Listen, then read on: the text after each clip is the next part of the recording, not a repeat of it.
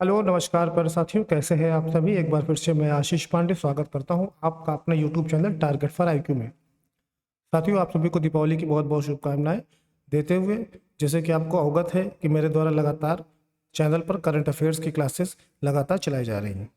एक से एक ताज़ा तरीन बेहतरीन क्वेश्चन की सीरीज है। कोई भी क्वेश्चन आप मिस ना करें, क्योंकि क्या पता कौन सा क्वेश्चन आपका आने वाले एग्जाम में इंतजार कर रहा हो। ठीक है दोस्तों, पूरा चैनल सब जिन्होंने सब्सक्राइब नहीं किया है वो चैनल को सब्सक्राइब करके बेल आइकन दबा दें, और जिन्होंने बेल आइकन दबाया है, सब्सक्राइब किया है, वो ज़्यादा से ज़्यादा इस वीडियो को शेयर कर दें। पूरा वीडियो अंत तक देखिएगा, क्वेश्चन एकदम दमदार हैं, एग्जाम में आने वाले हैं।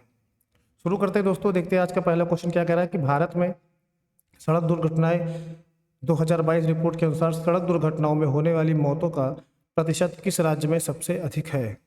तो आपके ऑप्शन है चार: उत्तर प्रदेश, मध्य प्रदेश, तमिलनाडु और कर्नाटक। तो देखिए दोस्तों, सही जवाब है आपका Uttar Pradesh, option number 1। Detail ले लेते हैं। क्वेश्चन जितने रहेंगे उसके आंसर के साथ साथ उसकी डिटेल भी आपको मिलती रहेगी। मतलब क्वेश्चन एक रहेगा लेकिन आपको उसमें लगभग 3-4 क्वेश्चन कवर हो जाएंगे। देखिए, भारत में सड़क दुर्घटनाएं 2022, ठीक है, की रिपोर्ट के अनुसार सड़क दुर्घटनाओं के कारण सबसे अधिक मौतें उत्तर प्रदेश में 13.4% हुई। इसके बाद तमिलनाडु का नंबर आता है 10.6%। 2022 में सबसे अधिक सड़क दुर्घटनाएं तमिलनाडु में दर्ज की गई। कुल दुर्घटनाओं में से 13.9% के साथ इसके बाद 11.8 के पास मध्य प्रदेश का स्थान आता है। ठीक है, दुर्घटनाएं सबसे ज़्यादा तमिलनाडु में हुई, लेकिन क्वेश्चन आप ध्यान दीजिएगा, क्वेश्चन पूछ रहा है सबसे अधिक मौतों का प्रतिशत। तो सबसे अधिक मौतें कहाँ हुई, तो वो हुई उत्तर प्रदेश में, लेकिन अगर दुर्घटनाओं की बात करें तो सबसे ज़्यादा तमिलनाडु में हुई। दूसरा क्वेश्चन देखते हैं, स्वीडन की साप को भारत में नई विनिर्माण सुविधा स्थापित करने के लिए कितने % एफडीआई की मंजूरी दी गई है। ये कंपनी है स्वीडन की, तो भारत में इसको कितने % एफडीआई की मंजूरी दी गई है। ठीक है, 50%, 74%, 99% या 100%। तो सही जवाब है इसको 100% एफडीआई की मंजूरी दी गई है। देखिए, 100% एफडीआई की मंजूरी दी गई है, जो देश के रक्षा क्षेत्र में, ठीक है, डिफेंस में ऐसी मंजूरी प्राप्त करने वाली पहली विदेशी कंपनी है। ठीक है, तीसरा क्वेश्चन देखते हैं क्या है, विश्व के पहले आर्टिफिशियल इंटेलिजेंस सुरक्षा समझौते का नाम क्या है। बैलिचरी घोषणा, सीमांत घोषणा, वैश्विक एआई सुरक्षा घोषणा या यूनिवर्सल एआई सुरक्षा योजना। तो देखिए, इसका सही जवाब है आपका बैलिचरी घोषणा। डिटेल देख लेते हैं क्यों। दुनिया के पहले आर्टिफिशियल इंटेलिजेंस सुरक्षा समझौते को वेल्चले घोषणा कहा जाता है। 1 नवंबर 2023 को यूनाइटेड किंगडम यानी कि ब्रिटेन में एक बैठक में 28 देशों और यूरोपीय संघ द्वारा इस पर हस्ताक्षर किए गए। वेल्चले घोषणा सीमांत एआई द्वारा उत्पन्न अवसरों और जोखिमों को साझा समझ स्थापित करती और सबसे महत्वपूर्ण चुनौतियों का सामना करने के लिए सरकारों के साथ मिलकर काम करती है। क्वेश्चन देखिए, बहुत इंपॉर्टेंट है, और अंतर्राष्ट्रीय क्रिकेट में पहली बार इसे आपने आउट दिया होगा, देखा होगा किसी खिलाड़ी का, कि टाइम आउट समझ लीजिए क्या होता है कि जैसे कि कोई विकेट अगर गिर गया है तो जो नेक्स्ट बैट्समैन है उसको 2 मिनट के अंदर आकर के क्रीज पे आ जाना है। मतलब विकेट गिरा नहीं कि उसको 2 मिनट के अंदर पवेलियन से पिच तक आके शुरू कर देनी है बैटिंग। इसमें क्या होता है कि इसमें ये रूल तो है, लेकिन आज तक किसी ने इस पर कभी कोई ऑब्जेक्शन नहीं किया। विकेट गिरने के बाद श्रीलंका के एंजेलो मैथ्यूज आने के बाद आ भी गए वो पिच पे, थोड़ा अपना हेलमेट वगैरह को सेट कर रहे थे। उसी में क्या हुआ कि जो विपक्षी टीम के कप्तान थे साकिब अल हसन बांग्लादेश के, इन्होंने अंपायर से अपील कर दी कि भैया टाइम हो गया है, अब इनको बैटिंग नहीं करनी, इनको आउट दीजिए। तो खैर, खेल भावना के खिलाफ भी था और देखा जाए तो नियम भी है, तो एक बहुत बड़ी चीज़ हो गई क्रिकेट के इतिहास में। तो इसका सही जवाब है वो आपका एंजेलो मैथ्यूज। ठीक है, ऐसा ही एक होता है मांकड़ मांकड़ आउट होता है। तो उसमें क्या होता है कि जैसे कोई बल्लेबाज है वो दूसरी तरफ खड़ा हुआ है क्रीज पे, और बल्लेबाज एक बैटिंग कर रहा है, तो कोई बॉलर ने बॉलिंग किया, उसने जो है जैसे वो क्रीज से बाहर निकला तो उसने स्टंप पे बॉल लगा दी, तो एक आउट वो भी होता है। श्रीलंका के पूर्व कप्तान एंजेलो मैथ्यूज बांग्लादेश और श्रीलंका के बीच क्रिकेट विश्व कप 2023 मैच के दौरान अंतर्राष्ट्रीय क्रिकेट में टाइम आउट होने वाले पहले खिलाड़ी बन गए। क्वेश्चन ऑफ 5, किस भारतीय प्रौद्योगिकी संस्थान ने कृत्रिम बारिश के लिए का उपयोग करके दिल्ली के वायु प्रदूषण संकट से निपटने के लिए एक समाधान विकसित किया है। आप देखिए, इस वक्त बड़ा प्रदूषण फैल गया है। आज के डेट में दिल्ली का जो एयर क्वालिटी इंडेक्स है वो 9999 के आसपास पहुंच गया है। तो आईआईटी दिल्ली ने, आईआईटी बॉम्बे ने, आईआईटी कानपुर ने, आईआईटी खड़गपुर ने। तो इसका सही जवाब है वो है आपका ऑप्शन नंबर सी, तीसरा आईआईटी कानपुर। इसने क्या किया, जैसे कृत्रिम बारिश होगी तो जब बारिश होता है तो जो पोल्यूशन होता है, जो फॉग होती है, वो बारिश की वजह से वो नीचे आ जाती है, और जो मौसम है वो खुला खुला हो जाता है, तो जो एयर क्वालिटी है वो अच्छी हो जाती है। तो अगले 5 साल से अधिक समय से काम कर रहा है और सफल परीक्षण कर चुका है कौन, आईआईटी कानपुर। अगला क्वेश्चन देखते हैं। युद्ध और सशस्त्र संघर्ष में पर्यावरण के शोषण को रोकने के लिए अंतर्राष्ट्रीय दिवस किस दिन मनाया जाता है? 1, 5, 6 सब नवंबर में है। तो सही जवाब है इसका आपका ऑप्शन नंबर तीसरा, 6 नवंबर को मनाया जाता है। डिटेल ले लेते हैं। युद्ध और सशस्त्र संघर्ष में पर्यावरण के शोषण को रोकने के लिए अंतर्राष्ट्रीय दिवस प्रत्येक वर्ष 6 नवंबर को मनाया जाता है। यह एक महत्वपूर्ण दिन है जिसका उद्देश्य पर्यावरण पर युद्ध और सशस्त्र संघर्षों के गंभीर परिणामों के बारे में जागरूकता को बढ़ाना है। यह दिन व्यक्तियों, राष्ट्रों और संगठनों से हमारे खतरे वाले ग्रह की रक्षा के लिए बोलने और अपनी प्रतिबद्धता दोहराने का आह्वान करता है। क्वेश्चन नंबर 7 क्या कह रहा है कि इनफ्यूज मिशन के पीछे कौन सा संगठन है जिसका उद्देश्य सिग्नस लूप सुपरनोवा अवशेष का अध्ययन करना है? नासा, यूएसए, इसरो या स्पेस एक्स? तो सही जवाब इसका आपका ऑप्शन नंबर पहला, नासा। देख लीजिए, नासा का फुल फॉर्म है national aeronautics and space administration. ठीक है, इनफ्यूज मिशन इसी के द्वारा संचालित किया जाता है। क्वेश्चन नंबर 8, गुजरात के किस शहर का नाम सबसे पहले भारतीय नौसेना के युद्धपोत के नाम पर रखा गया है? अहमदाबाद, राजकोट, बड़ोदरा या सूरत? तो इसका सही जवाब है आपका ऑप्शन नंबर चौथा, सूरत का। भारतीय नौसेना का जो नवीनतम युद्धपोत है उसका नाम सूरत रखा गया है।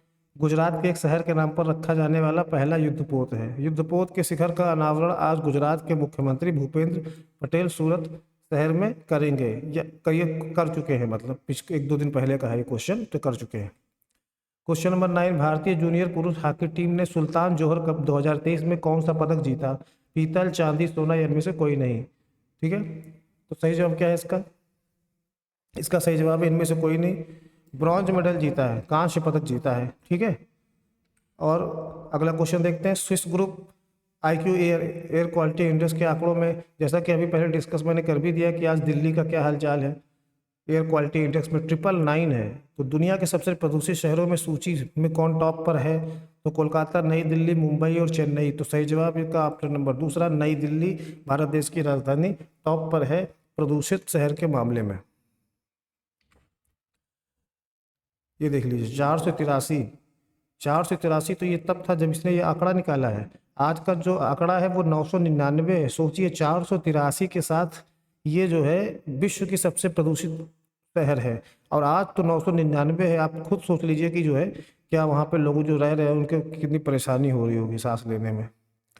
तो नई दिल्ली सबसे प्रदूषित शहरों के स्थान पर भारत के सबसे प्रदूषित शहरों की सूची में टॉप पर है। स्कूलों और कॉलेजों में व्यवस्थित मतदाता शिक्षा और चुनावी भागीदारी SVEEP की प्रमुख योजना है किसकी? UGC, शिक्षा मंत्रालय की, ECI की या AICTE की? तो 11वें का जो सही जवाब है वो आपका ऑप्शन नंबर डी, ECI का मतलब इलेक्शन कमीशन ऑफ इंडिया, भारतीय चुनाव आयोग। स्कूलों और कॉलेजों में व्यवस्थित मतदाता शिक्षा और चुनावी भागीदारी भारत के चुनाव आयोग ECI की एक प्रमुख योजना है।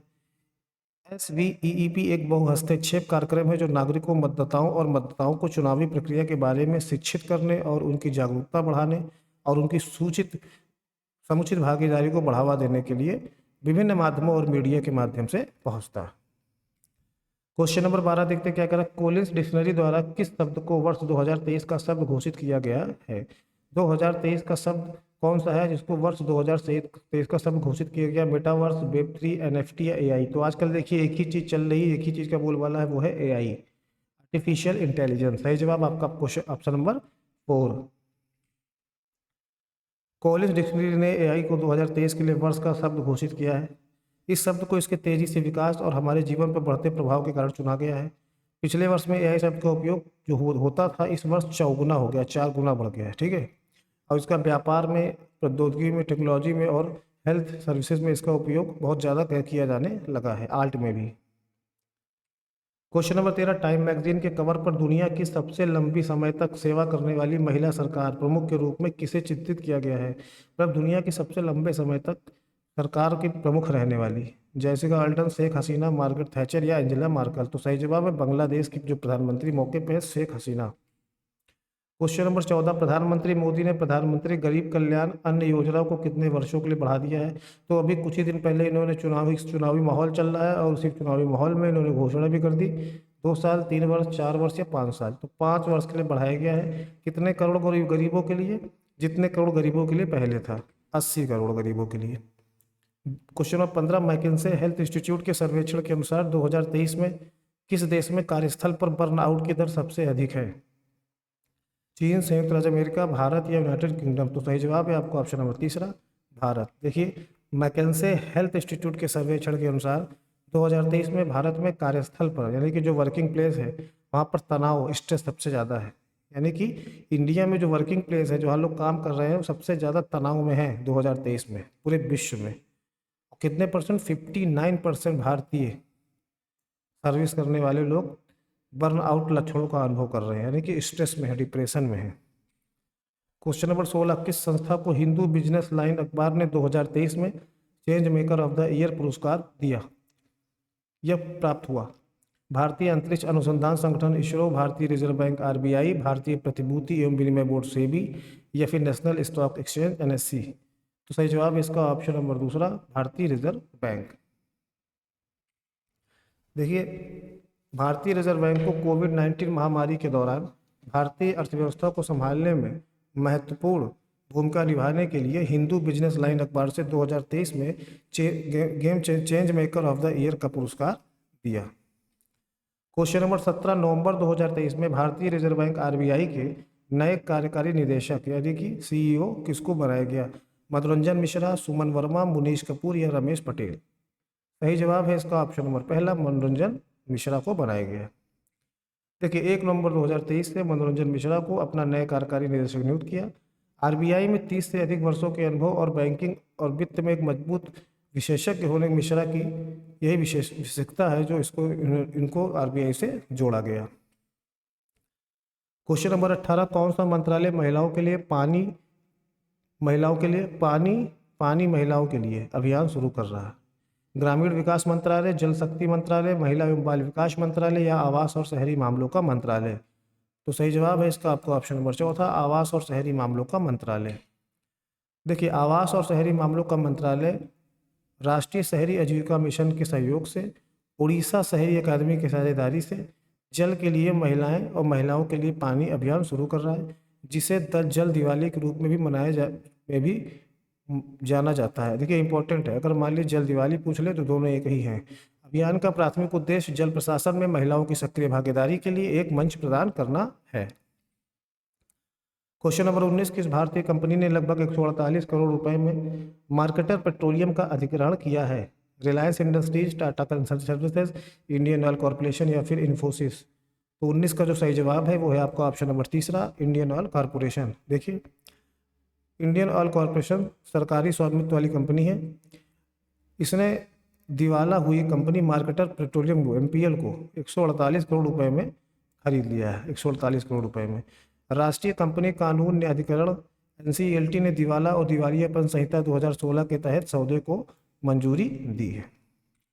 क्वेश्चन नंबर 20, 1 नवंबर 2023 से बैंक ऑफ महाराष्ट्र में कार्यकारी निदेशक के रूप में किसे नियुक्त किया गया? एबी विजय कुमार, रोहित ऋषि, सुमन वर्मा या रमेश पटेल? क्वेश्चन नंबर 20 का सही जवाब है आपका ऑप्शन नंबर दूसरा, रोहित ऋषि को नियुक्त किया गया। क्वेश्चन नंबर 21, सेना, नौसेना और वायुसेना सहित सशस्त्र बलों में मातृत्व अवकाश दिया जाता है किसको? केवल महिला अधिकारी को, महिला सैनिक, नाविक और वायु योद्धा को, ए और बी दोनों को, या कोई किसी को नहीं? तो सही जवाब है आपका तीसरा, महिला अधिकारी को भी दिया जाता है, महिला सैनिक को दिया जाता है, नाविक को, वायु किसी भी रैंक का हो। ठीक है। रक्षा मंत्री राजनाथ सिंह ने इसको मंजूरी दी है। यह निर्णय सशस्त्र बलों में सभी महिलाओं की समावेशी भागीदारी के सिद्धांत के अनुरूप है, चाहे उनकी रैंक कुछ भी हो।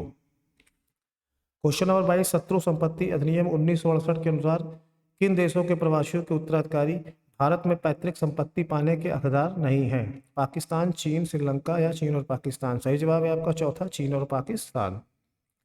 1968 का शत्रु संपत्ति अधिनियम विशेष रूप से विभाजन के दौरान जब बंटवारा हुआ तो चीन और पाकिस्तान चले गए जो व्यक्ति थे, उनके उत्तराधिकारियों को भारत में छोड़ी गई उनकी पैतृक संपत्तियों पर वो दावा नहीं कर सकते कि ये उनकी पैतृक संपत्ति है, क्योंकि शत्रु देश है, दुश्मन देश है चीन और पाकिस्तान। तो इसलिए अब उनको जो है दावा करने का कोई हक नहीं है।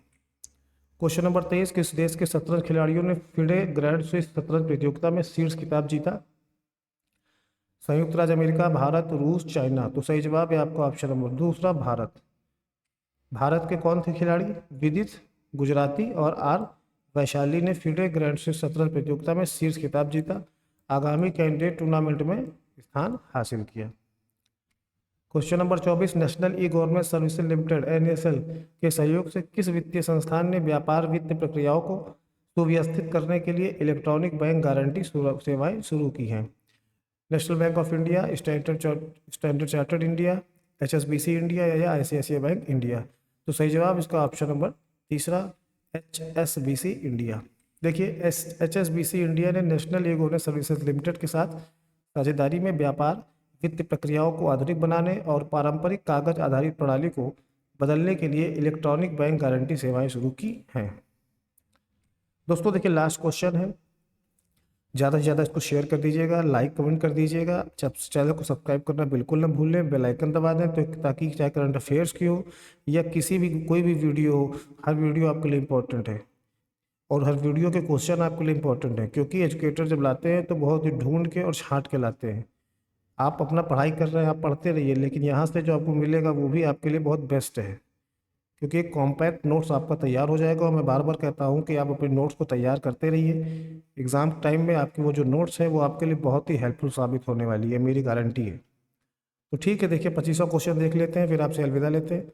भारतीय कृषि उत्पाद निर्यात को बढ़ावा देने के लिए किस वैश्विक खुदरा दिग्गज ने APEDA के साथ साझेदारी की है?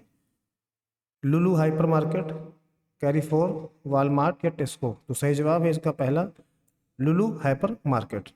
दोस्तों ये थे 25 क्वेश्चन।